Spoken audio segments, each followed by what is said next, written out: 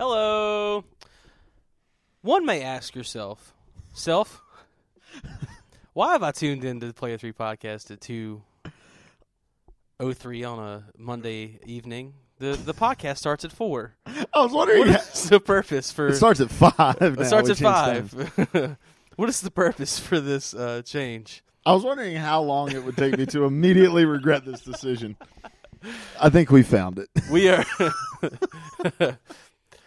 I'm your host, Benjamin D. Hankins.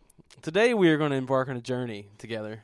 This is a new world. This is a new segment we're going to start in the P3P universe entitled P3P Talk Sports. To my left here we have, he's not stunning, he's not serving, he's not nicknamed, but he is beautiful, Luke M. Croft.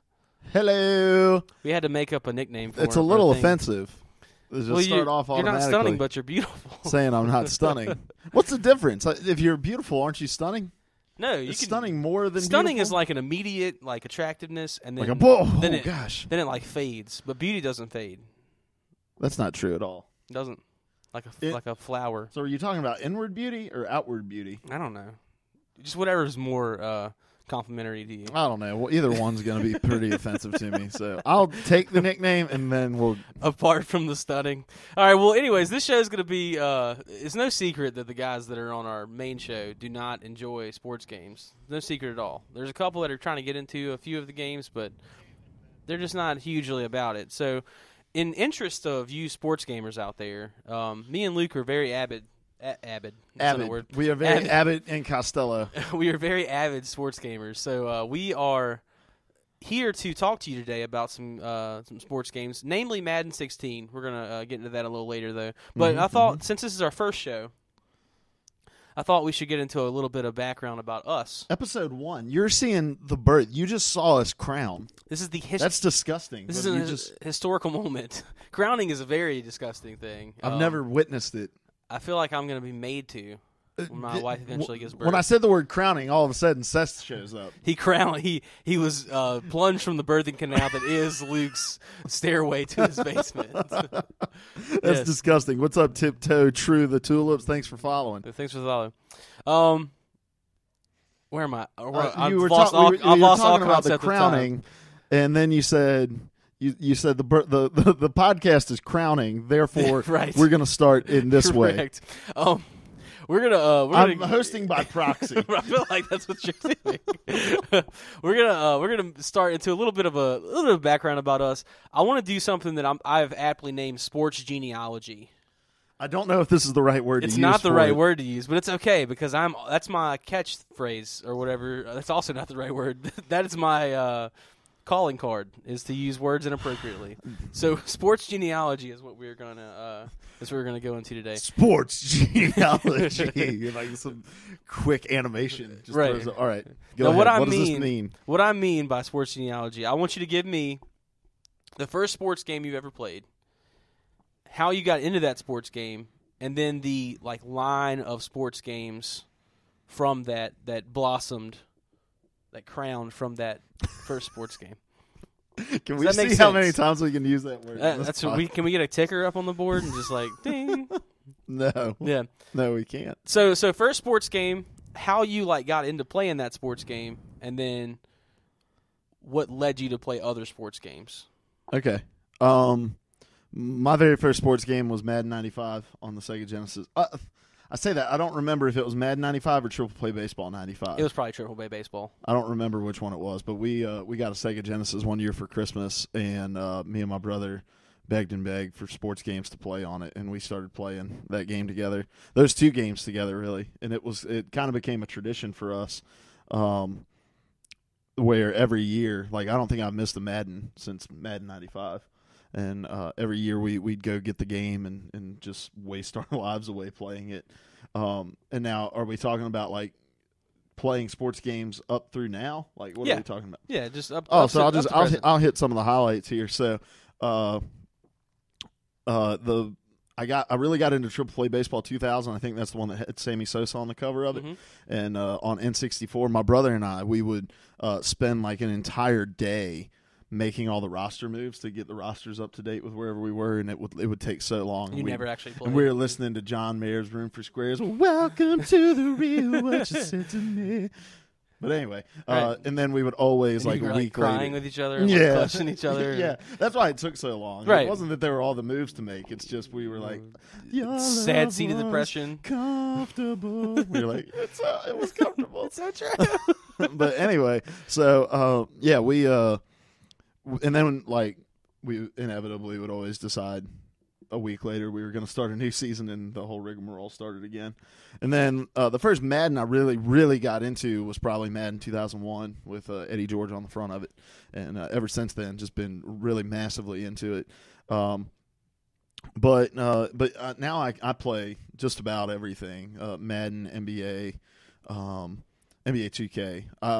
I grew up a Live fan. Mm-hmm. And then when Live went defunct for a few years, and when NBA 2K was $20 brand new, that's kind of when I jumped ship. But I also really enjoyed NBA Live 08 and 09, and I played Tiger Woods and FIFA. Play a lot of FIFA. So yeah, that's where I came from. Okay, yeah, I started mostly in the NCAA. Well, I started with Madden, but I never seriously. I played a lot of I played a couple computer Maddens. I think my dad had a copy of Madden. I think it was 90 or something. It's whatever one before they started putting players on the cover. It was. No, that was long. Yeah, it was 90. Oh, okay. Yeah, Madden was on the cover of 99 and 2000. Oh, was he? Yeah. Okay, maybe it was 99 that I played then. I don't know. Anyways, I don't remember really playing it, and then I played it for the Dreamcast when the Vikings were really good, and you could just throw a Hail Mary and to the person whoever your outside receiver was, and they would always catch it. It was really really cheesy to do it, but I would just always do it. And then I worked my way up to each Madden from then on, because when I started out playing video games, I never really had any. I wasn't really up to date with consoles. When everybody was getting their 64, I still had a SNES for a while, and then when everybody was getting their PlayStations, I was still rocking the Dreamcast. So you were poor? Yeah. Well, no, we weren't poor. My parents just didn't love me. Oh, okay, yeah, So. yeah, that makes sense too. No, my parents were very loving. They just decided that video games were important to purchase, which is the most wrong thing ever. But anyways, they when I eventually got to where I could spend my own money on my own stuff, I bought an Xbox. I bought a PS2 Slim first, but then I bought the original Xbox. And I remember buying NCAA every year. I would get the NCAA football every year, and I just had so much fun with that game because I had the friends that I had at the time. We would always get together and have couch tournaments with NCAA and stuff. It was just a lot of fun, and moving through that time, we would play that a lot, and got to where you could play NCAA the years when you could play your character on NCAA and then carry him up to Madden, and that's when I got really heavy into Madden, when I could take my character from NCAA and push up to Madden. And the funny thing about all it is, though, I started out so heavy into football, and now I would say the main sports game I play is 2K basketball. That's my main thing, and I started playing that in early 2000 or 2010. That's not early 2000s, but 2010 around there. We're talking centuries. Yeah, the early 21st century, right? There you go. Yeah, but there's it's funny because now I kind of stray away from football a little bit, and I move more towards the basketball side of games, and I play the Tiger Woods and the FIFA and all that stuff too. But if I had to pick and I know I didn't tell you to do this, but if I had to pick a game that I'm stuck in, it's 2K, and that's just because of my thoughts have changed a little bit with that. But that's an awesome segue into the next thing I wanted to talk about. This is when we have a little guy on a Segway that rides across the screen and pulls in. He's it's a really tiny dude that can roll the Segway on the a really tiny guy, but a regular size Segway. Yep, and you can't even. It's like the Segway's driving itself. Yeah. Yep. Moving on. I was trying to make it really a deliberate sign. Oh, I'm sorry. It's okay. It's all right. Let's talk for a second about, and then we'll get into the meat and potatoes of why most of you guys are here. But let's talk for a second about what our favorite real sports like groups are, and we can do teams within those groups. That's fine. So like, I wanted people to think that I was buffering, Oh, but okay. you were like they're like only half of the video loaded. Real like sports teams, and you can talk about your favorite teams with. I mean, real sports genres. So like football, baseball, soccer, that kind of stuff. Okay. And you can talk about your favorite team within those if you want to, and then how that translates to like video games. Like, is your top 10 or top 5 sports teams the same as like your top 5 sports video games? Okay. Yeah, I have like a definitive favorite sport, and then after that, like the list just becomes kind of thrown in a blender. It's probably going to be a lot like mine. So for me, my top sport is basketball, pro basketball. I hate college basketball. But pro basketball, I'm a huge Celtics fan. A lot of people who are fans of the stream remember the old house where we had the Rajon Rondo jersey hanging up behind us. It's over here on the bookshelf. It's sitting over here. So that's my favorite sport. And then it's like I just like sports. And so in baseball, I'm a Cleveland Indians fan. I watch them all the time, even though we suck. In pro football, I'm a Miami Dolphins fan. And in college football, I'm a Florida State fan. And then I also enjoy watching golf. And really that's about it. Okay. And my favorite golfer is Keegan Bradley. Oh, I was gonna say, who's the kid that wears crazy stuff all the time? Oh, Ricky Fowler. Yeah. Nah, he almost killed us in Charlotte. I remember that story. Yeah, he hit a ball. We were standing on the other side of the fairway from where he was hitting. He hit the ball, and we were like looking up for it, and then we hear the trees cracking over top of us. Turns out he hit a tree on his end. It bounced across the fairway to us, and it landed like 3 feet in front of us. And then you yelled at him, "Learn how to golf!" I was like, "Golly, man, let me take this next shot!" And I just kicked the ball like a punter. Foot wedge. Yeah, that's right. And so, in comparison to what like my favorite sports games are, talking now, 2K probably is my favorite. Then the show, and then FIFA, and then Madden probably. And soccer is really not anywhere on my radar in terms of favorite sports, just because I feel so far behind that I don't feel like I can get into it. Because you can't keep up with all the players. Exactly. I'm similar in that regard. Mine's basketball is my top sport that I like to watch. But do you like I the way love they college. dribble up and down the court? I do like that. But I am different with you in the fact that I am in love with college basketball. I'm a very big Duke Blue Devil fan. It's just 10 white guys running around for 35 seconds between taking missed 3-pointers. Yeah, and I was a Duke fan back when they lost to Lehigh, so I'm not a bandwagon Duke fan. Whatever that year, he was all like, "Kentucky, baby!" I've been a Duke fan since like back when JJ played and JJ and Sheldon Williams, and they got beat out by freaking big baby Glenn Davis. He played at LSU. Back when Mike Krzyzewski only had 2 vowels in his name. He keeps now adding he has them. 30. Yeah, so basketball has always been like near and dear to my heart. Big basketball fan. The next used to be football for me, but now football's kind of fallen way off my list. I don't know why. I don't know what I've lost about football. I think maybe it's because I'm a minister. Like we can't really watch football that much, so that may be why. But baseball would probably be next for me after basketball, and then I like watching golf and soccer and stuff. And then for my games, it's pretty much the same. There's not much different. I wish they still had college basketball. That would be excellent. But it's usually 2K, then the show, then FIFA, and whatever Tiger Woods game's out, which is not Tiger Woods anymore. It's Reba McEntire. It's Reba McEntire, PGA Tour. And then football's fallen in that area. And again, football used to be really high on that. Like that was what I started out playing when I was a kid, but I don't know. Things change. Several knee injuries later. Several knee injuries later, yes. All right, so that's a little bit about... an ugly incident with something that he put in the Gatorade.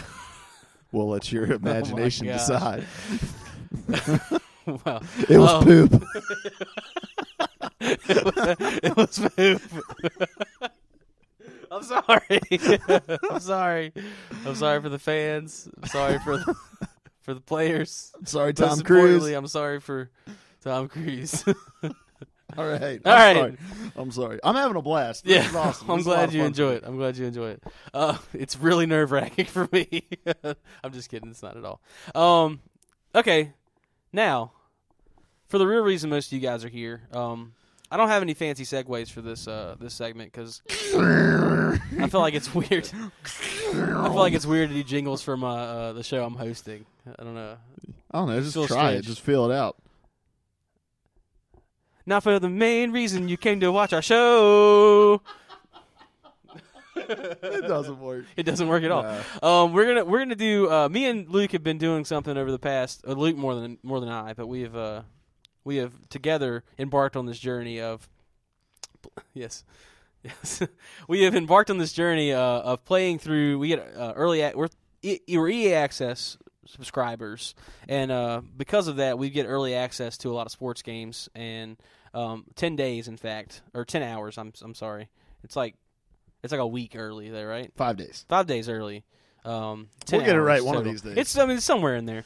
There are games that we get at a time when other people aren't Don't. supposed to have those games. But because of that, we have had an opportunity to play a good chunk of Madden 16. Just to play now, we haven't done any of the extra mode stuff. But since we've had all this extra time to hop into the game, we're going to do a little bit of a talk through review, kind of a heavy in the play now section review on. It's a gameplay review. Gameplay review, I guess you could say, yeah. On Madden, what we think, how we feel about it, what could have been done better, what was done awesome, all that good stuff. So, if you have any questions while we're going through this section of the stuff about the game, anything that you would like to have answered that could be answered through just gameplay, just throw it in the chat and we'll try to get to it while we're in this section. But to start off, you played Madden 15, right? Yeah. And I played. We had a franchise, I think, for a while. We kept one, and then I traded the game in, and Les got really mad. Yeah. Yeah. That's what we live for, though. Yeah, it's all about making Les upset. We both played Madden 15, and my question would be, is there anything from Madden 15 that you felt like they did not address in this version of Madden 16, talking strictly gameplay? Yeah, one of the big focuses, and this is the problem with Madden year in and year out. You know, I've been keeping up with Madden for years. Is they get fixated on like fixing one thing, and through that they tend to neglect other areas of the game. And one of the things that I really I really noticed in Madden 15 was that the computer tended to not be good at running the ball. Like stopping the run game for the CPU controlled team was really, really easy. And playing on all pro settings just because I didn't want to get in there and fight with sliders at all. Just playing on the all pro settings, I felt like it was incredibly easy to stop the run still. Even the only running back I really had problems with was DeMarco Murray when I played against the Eagles. And so they focused so much on that wide receiver cornerback interaction that they laid aside updating things like, you know, the run game for the other team. And there is that disparity between that disparity between like good players and bad players, and I think that's necessary. But teams just shouldn't be completely incompetent at one whole realm of offense just because like the CPU doesn't let them, unless they've got some all-star, some all-pro running back that plays for them. So for me, that's one of the things. Do you have anything that jumps out, and then I'll keep thinking? I think like mine's not so much what I thought about wasn't so much like a thing that they didn't address. It was just the kind of thing that they added more of that doesn't make any sense why they did. They, instead of like addressing, like you're talking about addressing some of those core like gameplay issues, they added a lot more like overlays and stuff, and a lot more cinematic intro things that were cool, I guess you could say. They look neat and everything, but they didn't like look at some of the gameplay things that could have been tweaked in order to make the actual playing of the simulation of the football game better. They just made it look prettier, which I'm cool with that, but there's Well, not a whole lot of I don't know. Oh, and I really don't feel like there was that big of an overhaul on the presentation. Like, they added the stat overlays next to the players after plays, but outside of that, like, I didn't feel like the commentary was really all that different. The pre-show and the halftime show were exactly the same, just about. That's a thing that I feel like was probably that's a good one to say that has not been addressed at all is the commentary. Yeah, the commentary's The bad. commentary is terrible. Yeah. Like, I played a game. I think it was the very first game I played. It was the Steelers versus the Cardinals, and because the game was still loading, those were the only two teams I could jump in and play with. But the Cardinals went down, scored on their first drive. I went down, scored on my first drive, and then as I kicked off, they talked about how it was this defensive battle, this defensive struggle, and they kept talking about it, despite the fact that I think 4 out of the first 5 possessions ended in, a score of some kind. They were like, it's just a defensive struggle out there. And I'm like, yeah, the defense is struggling to make a stop. Correct. But that's not what you're talking about. Yeah, and I think they had this trigger. There's situational things. Like, I think we were playing a game earlier on one of our streams, and they had at a time when it was like a minute and something left, and I was on like the 40, and I was down by I was down by 4, and it gets to 4th down, and I'm going for it, and he's like, and they're going to go for it on 4th down. And this is surprising. They should be punting the ball. I'm like, obviously I'm going to go for it. I mean, we're right here, and I have to get points to win this game. So, well, and my thing about it is I just don't think Jim Nantz and Phil Simms are the best option for being the voice of football. Yeah. I'd rather see, like, Tirico and Gruden. Or Boomer Esiason. Nah. Rumbling, stumbling, bumbling. I love Boomer. That's not Boomer Esiason. It is Boomer. It's Chris Berman. Chris Berman. Yeah, Chris Berman. Excuse me. Yeah, Boomer Esiason, I think, works for CBS. Sorry. So, no, but I'd rather see, like, Mike Tirico and oh my gosh, John Gruden.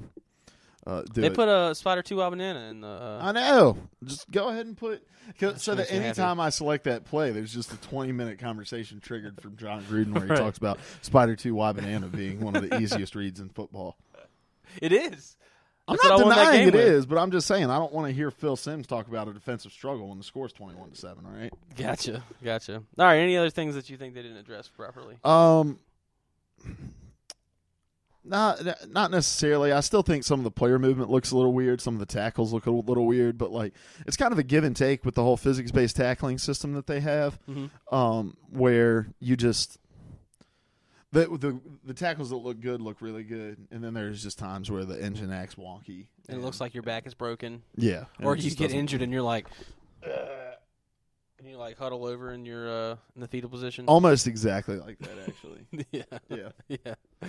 So there's probably more to that, and we'll probably know more like when we jump into the modes. But as far as gameplay, a lot of the stuff is very same old. But the improvements that they make are worth pretty good. Yeah, go ahead. Then. So branching off of that, though, what do you think? We're skipping around a little bit from what I've got typed in here, so don't dismay. I don't have a clue what I'm going to say when you get to that. Don't dismay. No, I'm not dismaying. Don't be dismayed. What do you think that they addressed well in this? So the converse of that, or the inverse of that question. What do you think's a good thing they addressed? Well, gameplay wise, the big focus was between the wide receiver and the cornerback interaction, and the problem was always that the cornerback never seemed to play the ball unless he was trying to make an interception. Mm-hmm. And like even the swap mechanic was always really, really bad. And so this year they really tried to give the secondary an awareness of where the ball is at. And for a guy like me who likes to play as a safety, that's really important when I feel like I've got a little more control over how I'm going to play a ball. And so if the ball is like, if a wide receiver's trying to high point the ball, I can start waiting for him to come down and try to knock the ball out. You have guys try to make plays around the receivers, like if they're lagging behind, where they're going to try to swim move across them to get the ball out. That whole interaction is a lot better. Now, within that, what I noticed, especially today while we were playing, where there were times where you'd throw a ball up deep, and when you went to go hit the button, your guy would just kind of stop.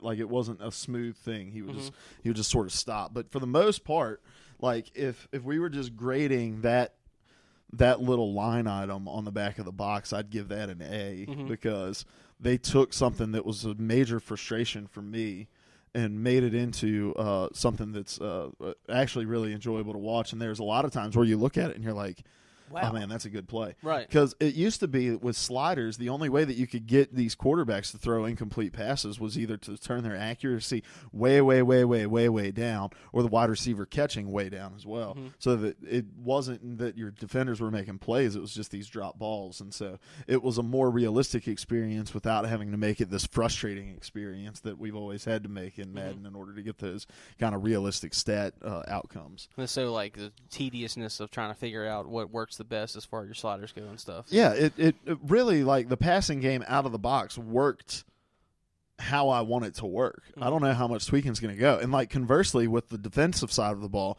the offensive side of the ball, like, I felt like they gave me way more control as a quarterback to be able to put the ball where I want to put it.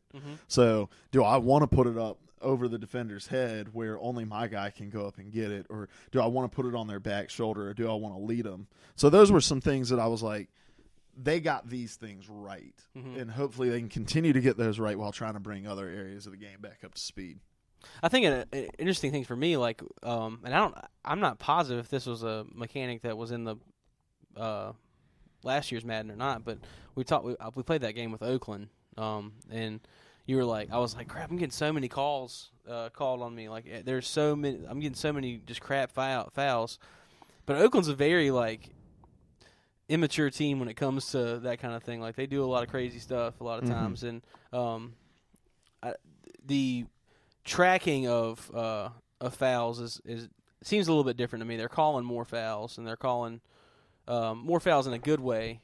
But and that's another line item feature. Yeah, like that Madden said we're gonna completely overhaul the way that we do penalties to where, like, each player has an individual rating for their aptness to have penalties called against them, and because of that, when you play with an undisciplined team like Oakland, you're going to get more than when you play with a more disciplined team. Right. And so that was actually something that I appreciated, because it always made sense. Like, okay, Oakland's got 10 penalties for 120 yards or whatever, and it's like, that makes sense because that's how Oakland plays. It just brings more realism, really, and I think it's interesting to have that side of the coin explored. So what else? What do you think? Anything else that you thought was really addressed really nicely this go around? And again, we're just talking about gameplay here, so I haven't jumped into any of the modes, but that's really the bulk of it. That wide receiver cornerback interaction, which is a huge chunk of the game, because I mean, that's the NFL now. The NFL's a passing league, and I still feel like, well, and this is going back to the previous question, but the running game on both ends, like defensively and as you're doing it, like there seems to be a lack of control over what you can do with your running back and trying to find and hit the holes, even if you're disciplined and not speed bursting and all of those sorts of things. But the things that they said that they worked on in terms of gameplay, like, I've been really impressed by so far in my time with the game. And it seems it's a more fluid game almost. It seems like, for me at least, it felt in the little bit of gameplay that we had, it was just everything seemed to flow a lot better, and there wasn't as much jumpiness and trying to figure out, like, what to do. Everything just kind of flowed, and it seemed like it went along like a normal game would go. So yeah, it's really nice.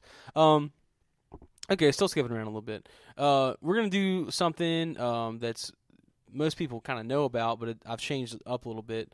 Most people, you heard of good, bad, and ugly. Well, we're going to do good, okay, and ugly. So really cool thing, mediocre thing about the gameplay, and a really ugly thing about the gameplay. Okay. And so I'll go ahead and start my first good, and then we can repartee back and forth. Sure. Is that the word? Yep, that'll work. All right. Really cool thing for me, I think, is just the more. I feel like I have. I don't know if I necessarily do, or if it's just me hyping myself up, but I feel like I have more control. And you were kind of mentioning this a little bit with on the offense with my passing. It feels like there's more. I can, depending on where I place my stick and where I put how I tap the button and things. It just feels more. I know that they've already addressed those things, but I feel like I have more control even than previous years to place the ball where I want it and to put it in the right area, because I know it's been so easy to throw picks in past seasons. It's really hard. A lot of the past seasons are hard to air the ball out. You really had to establish a running game early, but there are a couple games where I didn't have to rely on running very much in order to have an efficient offense. I was doing pretty good with just passing. So for me, that I like to pass more than I do run. So it's nice to have that extra when it comes to the passing game. Yeah, and to go along with that, the ratings of the quarterbacks matter, like in a more detailed way.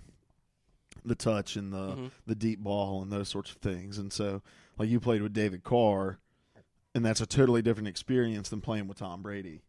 And in terms of how accurately you can place the ball where you want it and how well you can throw those back shoulder and those sorts of things. So I definitely agree with that. For the good, I'm going to continue to just say, especially the defensive interaction, the awareness of the ball, attempts to play the ball, understanding that, like, you're not going to be able to intercept everything. So let's try to hit the guy in a way that is timed right, or let's try to get our hand in there on the ball and that sort of stuff. So that to me is good, is the really good thing. Okay. All right. Your okay point, mediocre.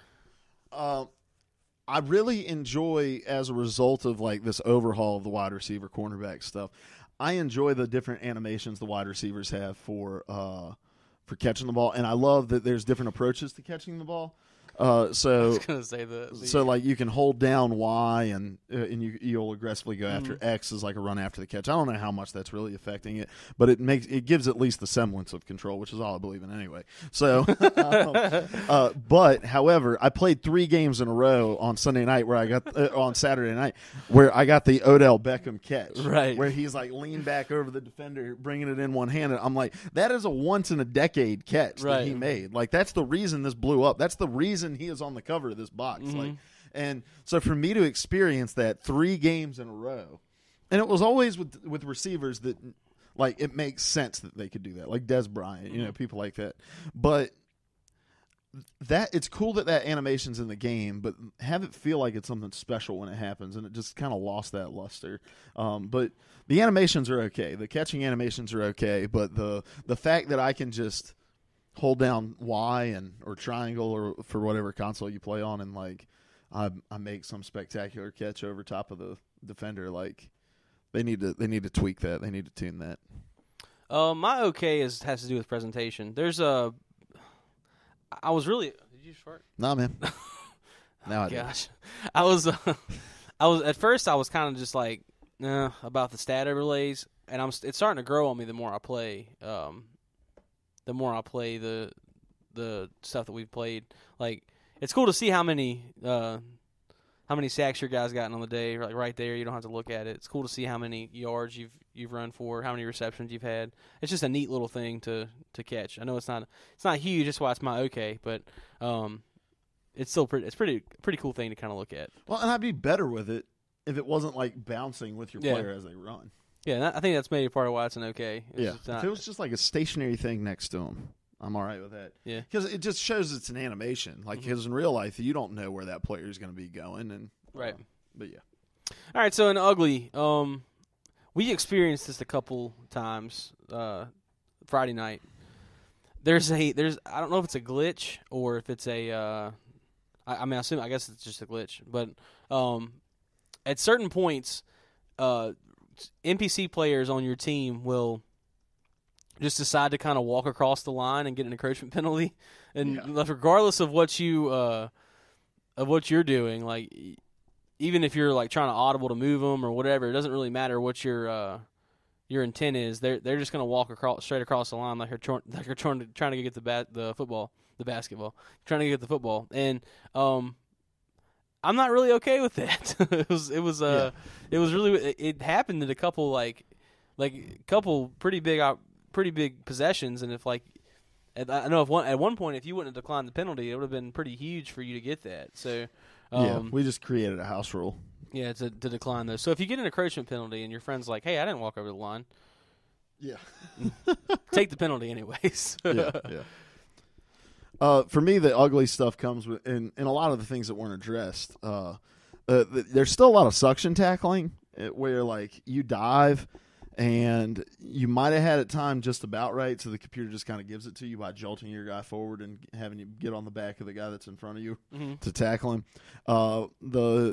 The running game is still really ugly to me, like and not being able to find lanes and getting hung up on your blockers and all that sort of stuff. And it feels sometimes like you just kind of get sucked into them.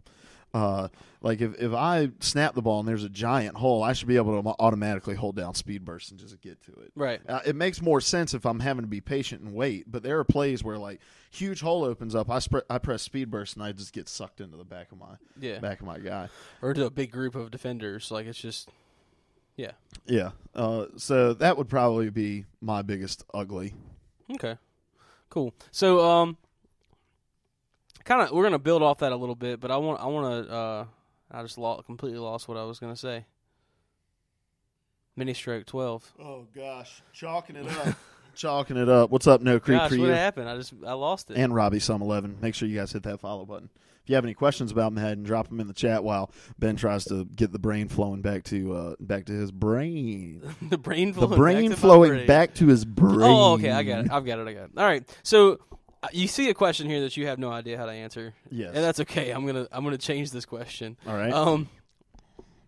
The question was, who do you think the most OP team is in this game? Like last year, it was kind of Seattle. Like everybody thought, like Seattle had the stoutest team, and it seemed like if you pick Seattle in a franchise, in Minnesota, it was impossible. I'm not kidding. It was impossible to stop Adrian Peterson in last year's game.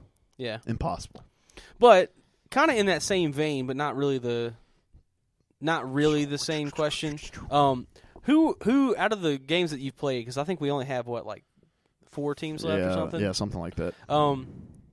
Who were your favorite teams to play with in this game or play against? Who you thought would be good to play with? I really enjoyed playing with Dallas, and I'm not a Dallas fan by any means. I'm a Dolphins fan, but Des Bryant's a ton of fun on that game.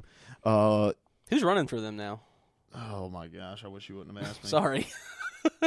I'm going to ask you that for just about everybody because I've fallen out of football. And I can't keep track of the depth charts. I can't remember. I don't know. Oh, I will find while you still talk about Dallas. But Dallas is a lot of fun to play with. They don't really have a safety that I like playing with, which is a big deal for me because I pretty much exclusively stay on the strong safety. Let's see who we got here. McFadden. Oh yeah, which I actually love. Lance Dunbar, McFadden. That's right, and Julius Randle. Julius Randle. No, it's not Julius Randle. He's a power forward. Yeah, who is their third? Joseph Randle. That's it. I also really enjoyed playing with Minnesota. Then that's all on Cordarrelle Patterson. That dude is nasty on that game. He's a lot of fun. I had some nasty spin moves and jukes with him, and go watch that game. That was an intense game. Over on youtube.com/Player3 podcast.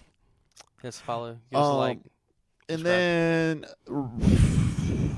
let's see. I'm trying to remember. I've just had a game with each of these teams, and the other team would probably be Philadelphia ran all over me, and I like to run the ball. DeMarco Murray was everywhere, and then I actually had a lot of fun playing with Houston as well. So those are probably the teams that I had the most fun playing with. You didn't like playing with who did you stomp me with? San Diego, yeah, oh yeah, yeah. You love playing with San Diego because you beat me 44-3 or something. 44, so much to so little. It was awesome. It was a lot.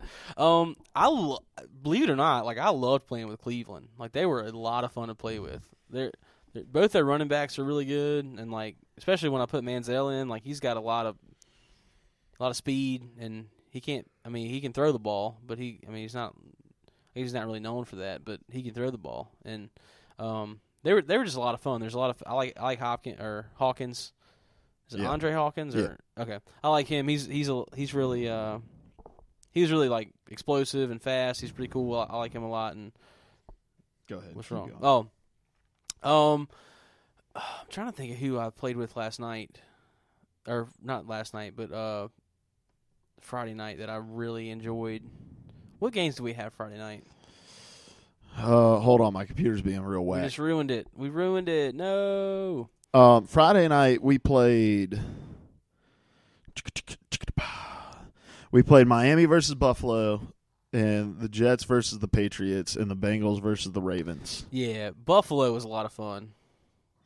Like they have I don't know, they just got a bunch of really good young guys that are a lot of fun to play with. So both of my teams that I'm picking that I would enjoy playing with are teams that not a lot of people probably care about. Yeah, But I mean, I'm not the kind of guy who's like, I want to play with the Patriots or I want to play with the Seahawks. Like, I'm going to want to play with teams that are not that great that have really redeeming qualities and players that are fun to play with. okay. Not to eat, like Play-Doh.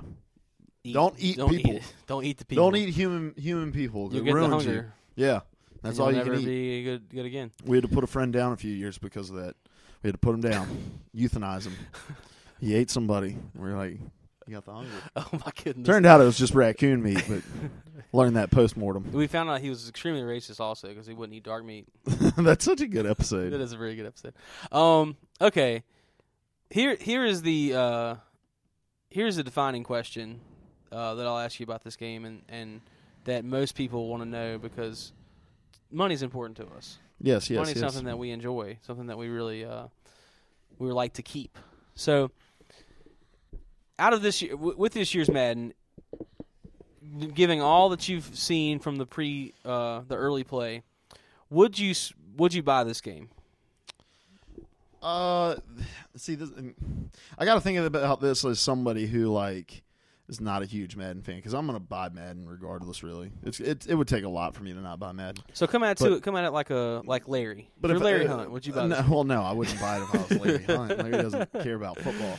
But in comparison to the other years, I tweeted this out. It's probably the most balanced Madden I've played in the last 10 years in terms of defense and offense and playing against the CPU. There were some games that I didn't really – it wasn't necessarily that it was a struggle. Struggle means that I was getting frustrated by it, but that I really had to think about what I was doing, and there were big plays and big moments in it. The Dallas-Philly game that I played was – really intense, really close, and that was against the CPU. And those were things that I even on All Madden back in the day with sliders and doing all different kinds of things to make the gameplay more realistic. I wasn't getting those sorts of results, and this year I'm getting those results. And just because of that, it makes me excited to jump into a franchise with you guys and be able to play this game. And hopefully we're not all going 14-2 or 16-0 or whatever. So. If you were a Madden fan, if you're a football fan and you're on the fence about it and you were kind of maybe disenfranchised by 25, Madden 25 a lot of especially, people were that way. Then I think this is definitely the year to give it a chance. And if you're an Xbox One owner, if you are not an EA Access member, you need to become an EA Access member because if you're a sports game fan especially, it gives you so many opportunities to jump into these games and to see if you want to purchase them. But this went from something that I wasn't all that excited about to something I am going to have a blast with. Oh, yeah. So Definitely. Before I let you answer, let me just mention in the stream, if you've got a question for us, because we're wrapping this up. This is the last question. And we're going to hang out a little bit after. Just drop it in the chat, and then we will we'll talk about whatever you want us to talk about in terms of gameplay. Like I said, we haven't really jumped into modes. In terms of Madden gameplay. Yeah, Madden gameplay, not Resident Evil. Yes. All right. I'll kind of echo the point you've made about EA Access. The echo of your echo. We don't get a discount from EA Access for repping them or anything. We don't get any kind of kickback for saying that you should be a part of it. They're just it's just a good service to kind of get your feet wet with a game and see what you what is sports ball to see what the game has to offer. And you get free if you're not a huge current sports game fan, you get the old sports games being a member. And what is it, $20 a year? $30 a year. And that's insane. But I'm one of those guys who got disenfranchised by Madden 25. I did not. That's where I kind of started losing my faith in football games. I kind of started not caring as much about getting them. I got Madden 15 because we wanted to start a season, and we started a season. I think we played 4 games into that season, and I traded it in because I was just I don't really care enough about this. And I told you before we did this gameplay, like, I'm going to buy this game just because we're going to do a franchise with it. Mm-hmm. But it's going to have to really wow me in order for me to be excited about buying it. And I'm pretty excited about buying it. Like, I've had a lot of fun with the games that we've played, and I think the coolest thing to think about for me is, like, I played Madden 15 on the EA Access Vault side of things to kind of practice for Madden 16 so we could play a little bit. And in playing that and switching over to playing the Madden 16 on the early access, it's like night and day almost to me. Like, it's the control and everything's a lot smoother. Everything's a lot it's more like I feel more invested in that game in Madden 16 than I did in Madden 15. There's not as much that I care about with Madden 15 as Madden 16. So if you like football, if you enjoy just watching football and you've never really been into Madden games, or like Luke said, if you've kind of fallen out of the crowd of Madden games, pick up Madden 16, give it a shot. And if you sign up for EA Access, you can get it digitally from EA Access for like I think it's like $55.68 or something. So it's a little bit of a discount. Mm-hmm. Yeah. Well, and let me just mention this. Over on youtube.com/Player3Podcast, we've got a bunch of gameplay videos up. However, sports games are one of those weird things where, like, just by watching it, you can only get so much of a feel for it. Mm-hmm. And you may look at it on first glance and be like, well, that just looks like any other Madden game. And what you got to understand is, like, they have 9-month development cycles for these games, so there's only so much visually that they can improve. These games are really hard to gauge just through watching them. You really got to play them, really got to feel them, because if I was just to watch the videos that we made, I would be like, it looks pretty similar. But after playing it and feeling some of the changes that they make, I think there are things that have been greatly improved in it. So take the videos with a grain of salt and just listen to people that you like and you know playing the game that are doing like we're doing and just talking about it. Exactly. Assume, I don't know if we don't hang around here for a little bit. I don't know, since we're putting this on YouTube. Well, Seth's here, so I think whenever you're ready to wrap it up, we'll wrap it up, and then we'll go, and we'll probably, try to steal his lunch money. Well, this has been episode 1 of P3P Talk Sports. We're going to come at you with whenever we have a new sports game coming out, or we have a new sports item that we want to talk about. Before we get out of here, Andy. 13296 likes tacos. Andy, and we like you, because I like tacos. And if you like tacos, we like you. Be sure to hit that follow button, Andy 1326. That's right. Is it 1326? 13296. Yeah. Yikes! Sorry, you don't have to hit the follow. Please do though. We're gonna get out of here. Go hang out with Seth. Be sure, if you're tuning into this show, we have our main P3P show at 5 o'clock this afternoon, so tune in there. We'll talk all things video game and the current video game place. The world of video game, in a world of video games. Hopefully this is informative to you. Hopefully you learned something new. If you didn't, I'm sorry, but you can get out. So thank you for hanging out with us. We'll see you later.